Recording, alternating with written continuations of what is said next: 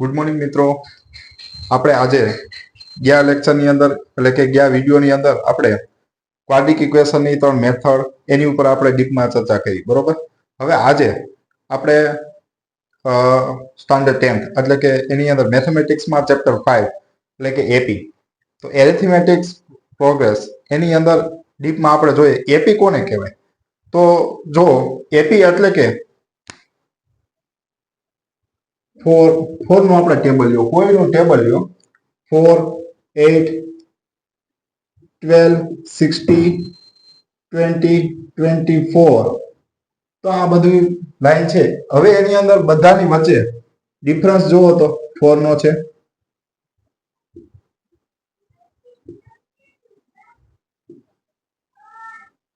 તો પહેલેથી છેલ્લે સુધી ડિફરન્સ એક સરખો સમાન જળવાઈ રહેતો હોય, બરોબર. તો એને શું કહેવાય? એપી કહેવાય, બરોબર. ચેપ્ટર એટલે કે સમાંતર શ્રેણી.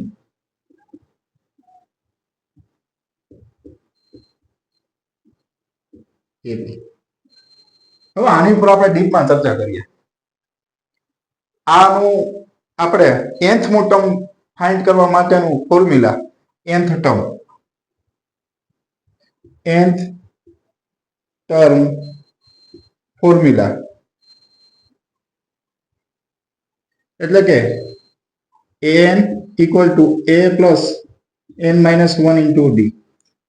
હવે આની અંદર a કોને કહેવાય, an કોને કહેવાય, n કોને કહેવાય, d કોને કહેવાય. આપણી ઉપર એપી આપેલી છે. હવે ઉપર એપી આપેલું છે તો ઉપર એપી આપેલું છે. હવે એમાંથી એ કોને કહેવાય? તો ફર્સ્ટ ટર્મ હોય ને, first term A is A first term, એને શું કહેવાય? એ કહેવાય. D is A difference.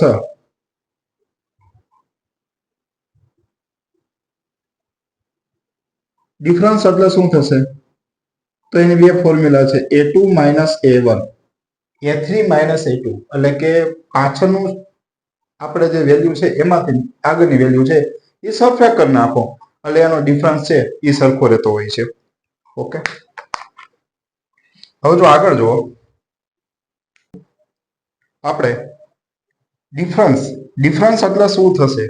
તો કે a2 માઇનસ a1 એટલે કે a3 minus a2, a4 minus a3 એટલે કે કોઈ પાછળની વેલ્યુ છે એમાંથી આગળની વેલ્યુ છે એ સબટ્રેક્ટ કરીએ, બરોબર છે. ડિફરન્સ માટેની સેકન્ડ ફોર્મ્યુલા, આ એક ફોર્મ્યુલા તો છે જ. આના સિવાયની જો ફોર્મ્યુલા જોતી હોય તો શું થશે? d is equal to am minus an. નીચે શું થશે? m minus n. Okay. am minus an minus છેદમાં ડિનોમિનેટરમાં m માઇનસ n. હવે આગળ જુઓ તો ડિફરન્સ માટે આપણે થઈ ગયું. ઓકે. હવે આગળ એની ઉપરથી આપણે a આવી ગયા, d આવી ગયા. n એટલે શું આવશે? n એટલે નંબર. હવે આપણે પહેલા નંબરનું મેળવવું છે, બીજા નંબરનું મેળવવું છે, ત્રીજા નંબરનું, ચોથા નંબરનું, પાંચમા નંબરનું. તો જેટલામાં નંબરની આપણે વેલ્યુ મેળવવી છે તો એ છે એને શું કહેવાય? નંબર કહેવાય. ઓકે. હવે an એટલે શું છે? nth ટર્મ, અથવા તો એને લાસ્ટ ટર્મ પણ કહેવાય.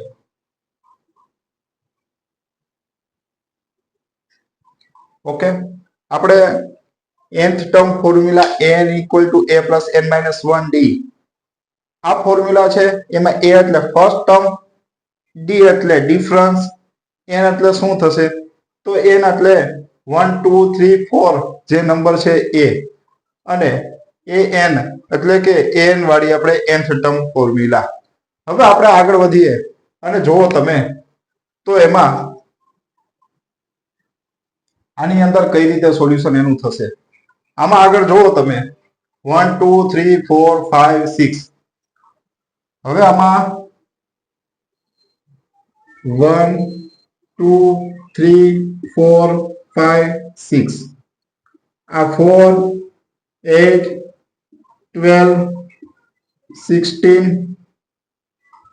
20 24 આ રીતે આખું આપણું ટેબલ છે એટલે કે આપણા નંબર છે એમાં a ઇઝ ઇક્વલ ટુ શું થશે 4 a ઇઝ ઇક્વલ ટુ 4 હવે ડિફરન્સ એટલે શું છે તો શું થશે a2 માઇનસ a1 a2 એટલે 8 માઇનસ 4 4 આ આપણો ડિફરન્સ થયો હવે એમાં એક્ઝામ્પલ તરીકે 6મું ટર્મ ફાઇન્ડ કરવું છે a6 આ એટલે શું થશે a6 ઓકે હવે એની વેલ્યુ આપણે ફાઇન્ડ કરવી છે તો શું થશે a6 equal to question mark okay n બરાબર શું થશે અહીંયા જે હોય તે n બરાબર 6 n બરાબર 6 હવે આની ફોર્મ્યુલા મૂકો a6 equal to a plus 5d a plus 5d n minus 1 n એટલે શું છે 6 6 માંથી 1 સબટ્રેક્ટ કરો એટલે 5d a એટલે શું થશે 4 પ્લસ 5 d એટલે શું થશે 4 આનું સોલ્યુશન કરો એટલે 4 20 24 a6 ઇક્વલ ટુ 24 તો આ રીતે છે એનું સોલ્યુશન મિત્રો થતું હોય છે અને a6 ની વેલ્યુ આપણને 24 મળી જતી હોય છે આપણે nનું ટર્મ ફાઇન્ડ કરવા માટેનું હતું હવે આગળ એવા ક્વેશ્ચન હોય કે આપણી પાસે સેકન્ડ ટર્મ અને 6 ટર્મ આપ્યા છે હવે એનો ડિફરન્સ મેળવવો હોય તો કઈ ફોર્મ્યુલા તો કે આ ફોર્મ્યુલાની મદદથી એનો ડિફરન્સ કઈ રીતે મળશે જો આગળ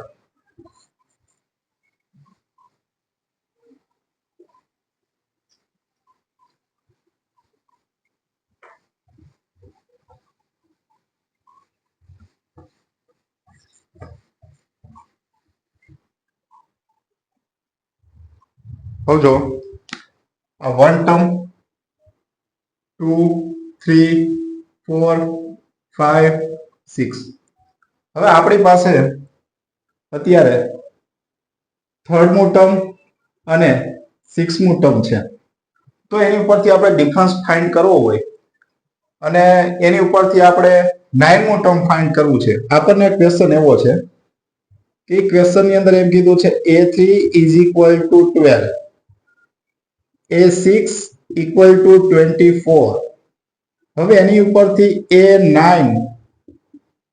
9મું ટર્મ આપણે ફાઇન્ડ કરવું હોય તો શું કરશો તમે જો ધ્યાન દેજો એ 9મું ટર્મ આપણે ફાઇન્ડ કરવું હોય તો એના માટે આપણી પાસે a અને d હોવા જરૂરી છે જો ધ્યાન દેજો a9 equal to a plus 8d a plus 8d એના માટે a અને d હોવું જરૂરી છે a અને d ન હોય તો આપણે એક્સપાન્શન કરી મેળવી શકીએ કઈ રીતે પહેલા તો ડિફરન્સ ની ફોર્મ્યુલા મૂકો એટલે થશે am minus an divide m minus n m એટલે શું છે અને n એટલે શું છે 6 6 માઇનસ 3 એ 6 એટલે થશે 24 માઇનસ 12 24 માંથી 12 કટ કરો એટલે આવશે 12 12 ડિવાઇડ 3 આ શું થશે 4 મલ્ટીપ્લાય 3 3 3 કટ થઈ d ઇઝ ઇક્વલ ટુ 4 આ વેલ્યુ પુટ કરો તેમાં a3 equal to a3 is equal to a plus 2d a3 એટલે થશે 12 a એટલે શું થશે a ના a 2 d એટલે 4 12 a આ થશે 8 આ થશે 12 માઇનસ 8 એટલે આવશે 4 12 માંથી 8 4 સબટ્રેક્ટ કરો એટલે શું આવ્યા 4 હવે a અને d ની વેલ્યુ છે આમાં મૂકો એટલે a એટલે શું થશે 4 પ્લસ d એટલે 4 4 ના 4 8 4 જા 32 32 પ્લસ 4 36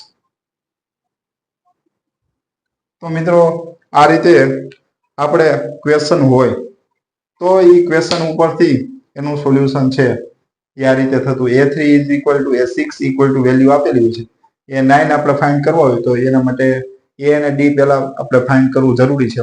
એ અને ડી છે તમે ફાઇન્ડ કરી લો, પછી તમને કોઈ બી વેલ્યુ છે એ ફાઇન્ડ કરવી હોય તો મળી જશે. તો આગળ જુઓ, એના પછીનો ક્વેશ્ચન,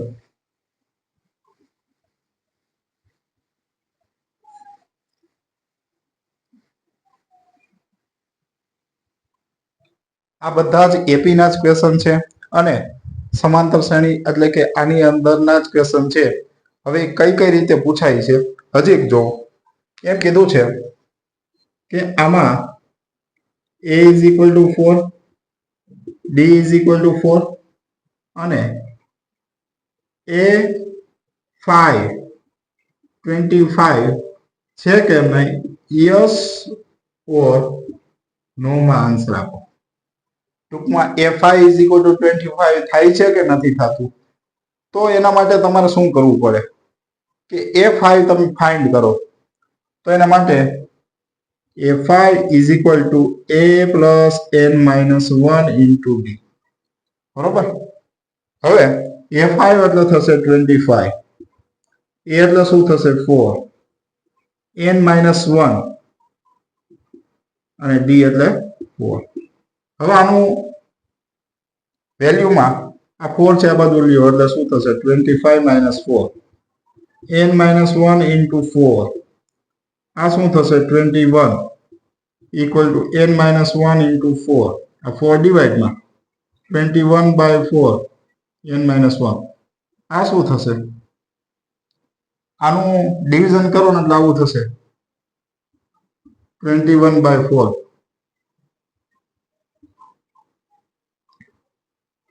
પોઈન્ટ 4 2 જા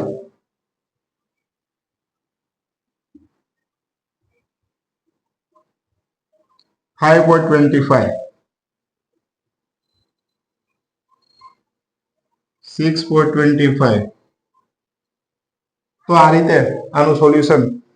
કોઈ દિવસ n ની વેલ્યુ છે એ હંમેશા n is A natural number, n is